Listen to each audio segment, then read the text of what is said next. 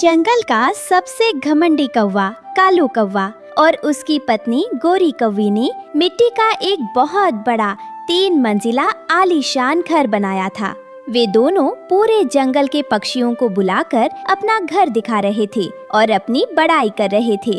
देखो भाई देखो, पूरे जंगल में ऐसा आलीशान घर किसी का नहीं है। मेरी इस 3 मंजिला हवेली को देखो, मैंने हर मंजिल का काम बिल्कुल तय कर रखा है। हाँ बिल्कुल, हमारी पहली मंजिल सिर्फ आराम से सोने के लिए है। दूसरी मंजिल पर तो ये रहे हमारी आज की वीडियो के प्यारे सब्सक्राइबर्स और फॉलोअर्स के नाम। प्रिंस, किंजल, देव, सोनू, प्राची। जो नहीं चुने गए, चिंता मत करो, अगली बार तुम भी बन सकते हो जंगल के सुपरस्टार। दोस्तों, अगर आप भी चाहते हैं मैं आपका नाम अपनी कहानी में लूं, तो देर किस बात की, जल्दी से कमेंट करके अपना। हम रोज स्वादिष्ट खाना खाएंगे। और ये जो सबसे ऊपर की तीसरी मंजिल है ना, ये सिर्फ और सिर्फ आराम फरमाने और ऊंचाई से पूरे जंगल का नजारा देखने के लिए है। कोई भी ऐरा गैरा यहाँ कदम नहीं रख सकता। जंगल के सभी पक्षी कालू और गोरी का घमंड देखकर चुप थे। वहीं पास में एक छोटे से पेड़ पर दयालु रानो चिड़िया अपनी छोटी बेटी गुड़िया के साथ एक साधारण से घोंसले में रहती थी। मम्मा, कालू अंकल का घर तो बहुत बड़ा है ना? क्या हम भी कभी ऐसे घर में रहेंगे? मेरी प्यारी गुड़िया, घर छोटा हो या बड़ा, इससे कोई फर्क नहीं पड़ता।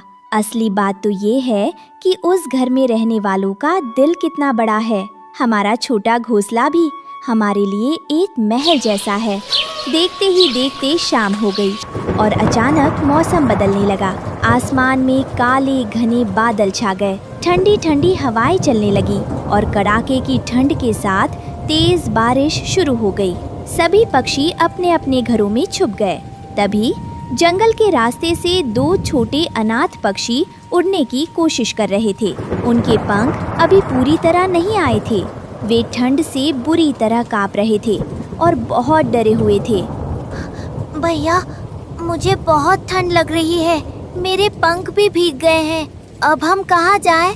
हमारे माता पिता भी हमारे साथ नहीं हैं। रो मत छोटे, भगवान जी हमारी मदद जरूर करेंगे। चलो सामने किसी से मदद मांगते हैं। दोनों मासूम बच्चे उड़ते उड़ते सबसे पहले कालू कौवे के आलीशान 3 मंजिला घर के पास पहुँचे। कालू और गोरी अपनी दूसरी मंजिल पर बैठकर मजे से गर्मा गर्म खाना खा रहे थे। कालू अंकल, गोरी आंटी, कृपया हमारी मदद कीजिए। बाहर बहुत तेज बारिश है और हमें बहुत ठंड लग रही है। हमें बस आज रात के लिए सिर छुपाने की जगह दे दीजिए। अरे कालू जी, देखो जरा, ये भीगे हुए गंदे बच्चे हमारे घर के पास आ गए हैं। ये हमारी साफ सफाई खराब कर देंगे। इन्हें भगाओ यहाँ से। ए छोटे परिंदो, भागो यहाँ से। तुम्हें पता नहीं है, ये मेरा महल है, कोई अनाथ आश्रम नहीं है। मेरी तीसरी मंजिल एकदम साफ सुथरी है। वहाँ तुम जैसे गंदे बच्चों के लिए कोई जगह नहीं है। चलो रास्ता नापो। कालू कौवे ने उन मासूम बच्चों को धुतकार कर भगा दिया। बच्चे रोते रोते आगे बढ़े। तभी रानो चिड़िया की नजर उन पर पड़ी। ठंड के मारे उन बच्चों का शरीर बिल्कुल नीला पड़ रहा था। अरे बाप रे, इतने छोटे बच्चे और इस भयानक तूफान में अकेले। बच्चों, जल्दी यहाँ आओ, मेरे घोंसले में आ जाओ। रानो चिड़िया ने दौड़कर दोनों बच्चों को अपने छोटे से घोंसले के अंदर खींच लिया। गुड़िया ने तुरंत अपनी सूखी घास उन बच्चों के ऊपर डाल दी ताकि उन्हें थोड़ी गर्मी मिल सके। मम्मा देखो, ये कितने ठिठुर रहे हैं। लेकिन मम्मा, हमारा घोंसला तो बहुत छोटा है। हम चारों इसमें कैसे समाएंगे? जगह बहुत कम है। बच्चे ठीक से बैठ भी नहीं पा रहे हैं। तुम ठीक कह रही हो गुड़िया, इन बच्चों को पूरी रात बचाने के लिए एक सुरक्षित और बड़ी जगह की जरूरत है। कालू भाई की तीसरी मंजिल तो बिल्कुल खाली पड़ी है। मैं एक बार उनसे विनती करके देखती हूँ। इंसानियत के नाते शायद वो मान जाए। रानो चिड़िया भारी बारिश में भीगती हुई कालू कौवे के घर पहुँची। वो खिड़की के पास जाकर हाथ जोड़कर बैठ गई। कालू भाई, खिड़की खोलो, मुसीबत का समय है। 2 छोटे अनाथ बच्चे ठंड और मौत के मुंह में हैं। मेरा घोंसला बहुत छोटा है। तुम्हारी तीसरी मंजिल तो खाली रहती है ना? कृपया आज रात के लिए उन बच्चों को वहाँ आसरा दे दो। भगवान भारा भला करेगा। रानो चिड़िया, तुम पागल तो नहीं हो गई हो? मैंने इतनी मेहनत से ये महल क्या इन अनाथ बच्चों के लिए बनाया है? अगर उन्हें जगह चाहिए तो कहीं और जाएं। मेरी तीसरी मंजिल सिर्फ मेरे आराम के लिए है। दोबारा यहाँ मत आना।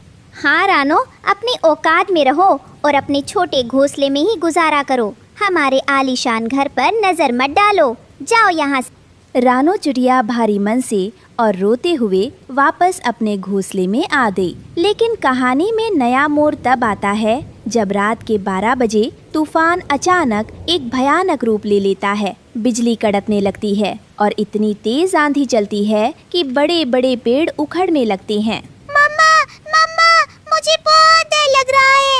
ये आंधी तो हमारे घोंसले को उड़ा ले जाएगी। डरो मत बच्चों, भगवान पर भरोसा रखो, वो हमारी रक्षा जरूर करेंगे। आंधी इतनी तेज थी कि कालू कौवे का मिट्टी का घर जोर जोर से हिलने लगा। कालू और गोरी जो पहली मंजिल पर सो रहे थे, डर के मारे कांपने लगे। अरे गोरी, ये क्या हो रहा है? हमारा घर तो हिल रहा है। बचाओ, बचाओ, मुझे बहुत डर लग रहा है कालू जी। तभी अचानक एक बहुत जोरदार आवाज हुई। कड़ाक। हवा का एक ऐसा भयंकर झोंका आया जिसने कालू के मिट्टी के घर की सबसे ऊपरी यानी तीसरी मंजिल को जड़ से उखाड़ दिया। वो पूरी तीसरी मंजिल हवा में उड़ने लगी। कालू और गोरी खिड़की से ये देखकर चीखने लगे। नहीं, मेरा महल, मेरी खूबसूरत तीसरी मंजिल हवा में उड़ गई। बचाओ! लेकिन यहाँ कुदरत का एक और बड़ा और अनोखा मोड़ सामने आता है। वो तीसरी मंजिल हवा में तैरती हुई बिना टूटे सीधे नीचे रानो चिड़िया के घोंसले के ठीक बगल में आकर गिरती है। रानो चिड़िया और बच्चे डर गए कि कोई बड़ी चीज उनके पास गिरी है, लेकिन जब उन्होंने आंखें खोलकर देखा तो वे हैरान रह गए। वो तीसरी मंजिल जब जमीन पर गिरी तो वो बिखरी नहीं, बल्कि वो रानो के घोंसले के पास आकर एक पक्की, सुरक्षित और सुंदर गुफा के आकार में बदल गई थी। अरे देखो, ये तो एक जादुई गुफा जैसी बन गई है।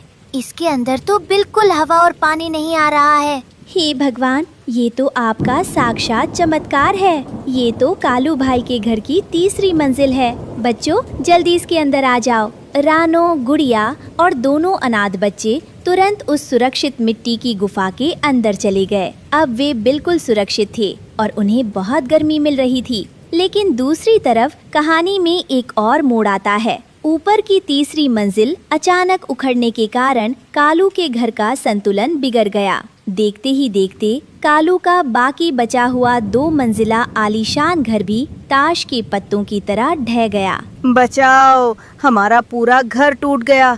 हम बर्बाद हो गए। कालू और गोरी का आलीशान महल पूरी तरह मिट्टी में मिल गया। वे दोनों पूरी तरह बेघर हो गए और कड़कती ठंड और तेज बारिश में बाहर बैठकर भीगने और रोने लगे। रानो चिड़िया ने गुफा के अंदर से देखा कि कालू और गोरी ठंड के मारे ठिठुर रहे हैं और रो रहे हैं।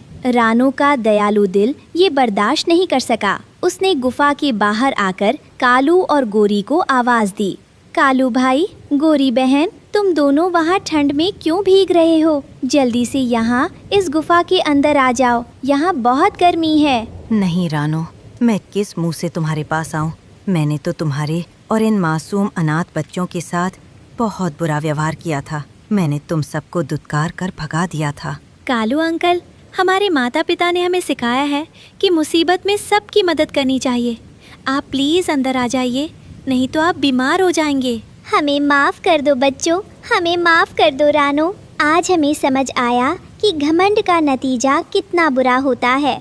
कालू कौवा और गोरी कौवी रोते हुए उस गुफा के अंदर आ गए। जिस तीसरी मंजिल से उन्होंने उन अनाथ बच्चों को भगाया था, आज वही तीसरी मंजिल कुदरत के करिश्मे से उन बच्चों की वजह से कालू और गोरी को आसरा दे रही थी। कालू का घमंड हमें लिए टूट चुका था और उसका दिल बदल गया था। अब उसने कसम खाई कि वो कभी घमंड नहीं करेगा और सबके साथ मिलजुल कर प्यार से रहेगा।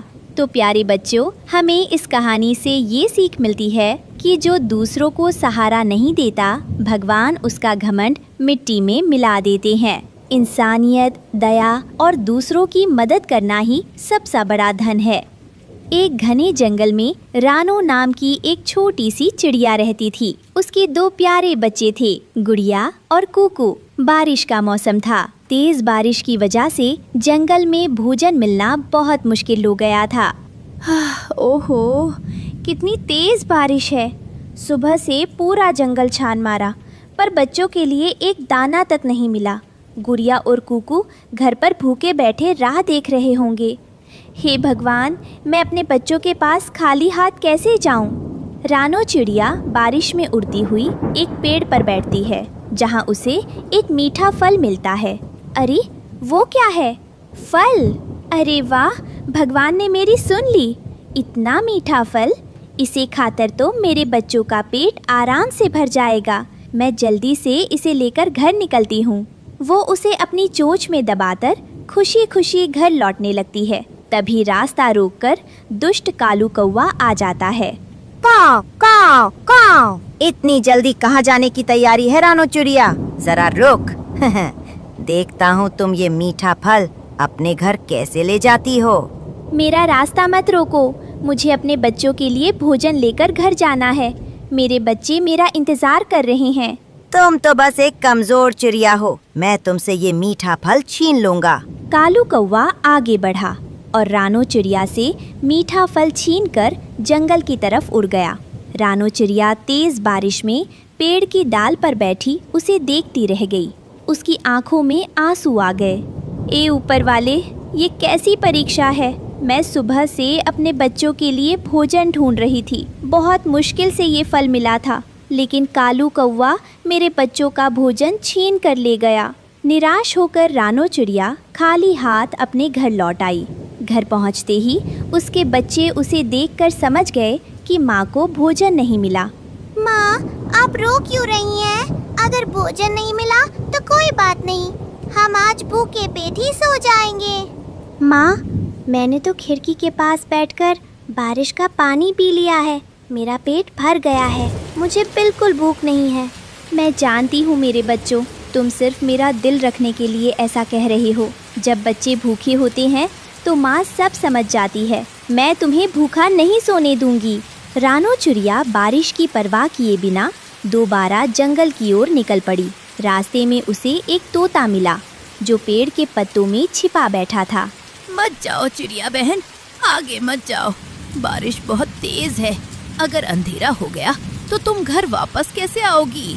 तोते भैया, मैंने अपने बच्चों के लिए खाना ढूंढ लिया था, लेकिन दुष्ट कालू कौवे ने मुझसे वो खाना छीन लिया। मैं अपने बच्चों को भूखा कैसे देख सकती हूँ? कुछ दूर जाने पर रानो को एक पेड़ के नीचे एक बूढ़ी चिड़िया बैठी हुई मिली। बूढ़ी चिड़िया बहुत कमजोर लग रही थी और उसके पास लकड़ियों का एक छोटा सा गट्ठर रखा था। बेटी, मैं सुबह से किसी का इंतजार कर रही हूँ, क्या तुम मेरी मदद करोगी? जी माँ जी, बताइए, मैं आपकी मदद ज़रूर करूँगी। बेटी, ये लकड़ियाँ मेरे घर तक पहुँचा दो, मैं तुम्हें बहुत दुआ दूंगी। रानो चिड़िया अपने भूखे बच्चों के बारे में सोचने लगी, लेकिन फिर उसने बूढ़ी चिड़िया की मदद करने का फैसला किया। माँ जी, मेरे बच्चे घर में भूखे हैं, लेकिन मैं आपकी मदद ज़रूर करूँगी। रानो चिड़िया ने लकड़ियाँ उठाईं और बूढ़ी चिड़िया को उसके घर तक छोड़ आई। जब वो घर के अंदर गई तो उसने देखा कि बूढ़ी चिड़िया का घर बहुत सुंदर था। माँ जी, आपका घर तो बहुत सुंदर है। ऐसा घर तो पूरे जंगल में किसी का नहीं होगा। हाँ बेटी, मैं बूढ़ी और कमज़ोर ज़रूर हूँ, लेकिन गरीब नहीं हूँ। जो दूसरों की मदद करता है, भगवान उसकी मदद ज़रूर करता है। बेटी, मैं तुम्हें कुछ देना चाहती हूँ, लेकिन याद रखना, इसे हमेशा अच्छाई के रास्ते पर ही इस्तेमाल करना। माँ जी, मैं वादा करती हूँ कि आप जो भी देंगी, मैं उसे सिर्फ अच्छे कामों के लिए इस्तेमाल करूँगी। बूढ़ी चिड़िया एक बर्तन लेकर आई। वो कोई साधारण बर्तन नहीं था, बल्कि एक जादुई बर्तन था। बेटी, ये कोई साधारण बर्तन नहीं है, ये एक जादुई बर्तन है। जब भी तुम्हें भोजन चाहिए हो, इसके ऊपर लाल कपड़ा डालना और इससे भोजन मांग लेना। पहले तो रानो को विश्वास नहीं हुआ। फिर बूढ़ी चिड़िया ने बर्तन के ऊपर लाल कपड़ा रखा और उससे भोजन मांगा। मेरे जादुई बर्तन, मुझे खाने के लिए कुछ दे दो, मुझे बहुत भूख लगी है। तभी बर्तन से तेज रोशनी निकली और उसमें ढेर सारा खाना आ गया। रानो चिड़िया ये देखकर बहुत खुश हो गई। रानो चिड़िया जादुई बर्तन लेकर अपने घर पहुंची। उसने बर्तन के ऊपर लाल कपड़ा रखा और अपने बच्चों के लिए भोजन मांगा। मेरे जादुई बर्तन, मेरे बच्चों की भूख मिटा दो, उन्हें भोजन दे दो। कुछ ही पलों में बर्तन ने ढेर सारा भोजन दे दिया। गुड़िया और कुकू इतना सारा खाना देखकर हैरान रह गई। माँ, मुझे विश्वास नहीं हो रहा। क्या ये सारा खाना हमारा है? आपको ये जादुई बर्तन कहाँ से मिला? हाँ मेरी बेटी, ये सारा खाना हमारा है। याद रखना, सारी बातें किताबों में नहीं लिखी होती। कुछ चीज़ें हमें हमारी नेकियों और मेहनत के बदले मिलती हैं। उधर कालू कौवा बारिश में भीगता हुआ रात को अपने घर पहुंचा। उसकी पत्नी गोरी कौवी भी भूखी बैठी थी। तुमने तो अपना पेट भर लिया होगा। मेरा खाना कहाँ है? क्या तुम मेरे लिए कुछ लाए हो? मैं तुम्हारे लिए खाना कहाँ से लाता? मैंने तो खुद चिड़िया से उसका मीठा फल छीन कर खाया था। बेशरम, तुम्हारी पत्नी घर में भूखी बैठी है और तुम अपना पेट भर रहे हो। तो तुम भी बाहर जाओ, बारिश में भीगो और अपने लिए खाना ढूंढो। अगली सुबह बारिश रुक गई। रानो चिड़िया अपने घर में बैठी थी कि तभी बुलबुल वहाँ आई। चिड़िया बहन, मेरा बेटा बहुत भूखा है। घर में खाने को एक दाना भी नहीं है। कृपया मुझे कुछ खाने को दे दो। बुलबुल बहन, अब जंगल में कोई भूखा नहीं रहेगा। मैं सबको खाना दूंगी। रानो ने जादुई बर्तन पर लाल कपड़ा रखा, उससे भोजन मांगा और वो भोजन बुलबुल को दे दिया। धीरे धीरे ये बात पूरे जंगल में फैल गई। जब ये खबर कौवों तक पहुंची तो कालू और गोरी के मन में लालच आ गया। उन्होंने सोचा कि जादुई बर्तन रानो के पास नहीं बल्कि उनके पास होना चाहिए। आज रात मैं चिड़िया का जादुई बर्तन चुरा लाऊंगा। हाँ, अगर वो बर्तन हमें नहीं मिला तो चिड़िया हमें भूखा मार देगी। वो सबको खाना देगी लेकिन हमें नहीं देगी। रात हुई, जंगल में अंधेरा छा गया। कालू चुपचाप रानो चिड़िया के घर की खिड़की पर जा बैठा। रानो और उसके बच्चे गहरी नींद में सो रहे थे। कालू घर के अंदर घुसा और जादुई बर्तन चुराकर भाग गया। कालू, तुमने तो कमाल कर दिया। इतनी बड़ी चोरी तुमने इतनी जल्दी कैसे कर ली? मैं कोई छोटा चोर नहीं हूँ, मैं बहुत बड़ा चोर हूँ। आसपास के जंगलों में मेरे जैसा बड़ा चोर कोई नहीं होगा। कालू और गोरी को ये नहीं पता था कि जादुई बर्तन से भोजन लेने के लिए उसके ऊपर लाल कपड़ा डालना जरूरी है। कालू ने बिना लाल कपड़ा डाले ही बर्तन से खाना मांग लिया। जादुई बर्तन, मुझे जल्दी से खाना दे दो। जैसे ही कालू ने ऐसा कहा, जादुई बर्तन हवा में उड़ने लगा और जोर से कालू के सिर पर लगा। कालू घर से बाहर जा गिरा और डर के मारे चिल्लाने लगा, बचाओ बचाओ, गोरी मुझे बचाओ, ये जादुई बर्तन मुझे मार देगा। गोरी कौवी भी बहुत डर गई। वो तुरंत भागती हुई रानो चिड़िया के घर पहुंची और उससे मदद मांगने लगी। चिड़िया, कृपया मेरे पति को बचा लो। तुम्हारा जादुई बर्तन कालू को मार रहा है। क्या मेरा जादुई बर्तन कालू कौवे ने चुराया था? हाँ चिड़िया, हमने ही तुम्हारा जादुई बर्तन चुराया था। लेकिन जब हमने उससे खाना मांगा तो वो कालू को मारने लगा। कृपया उसे बचा लो। रानो चिड़िया गोरी के साथ कालू के घर पहुंची। जादुई बर्तन अभी भी कालू को सजा दे रहा था।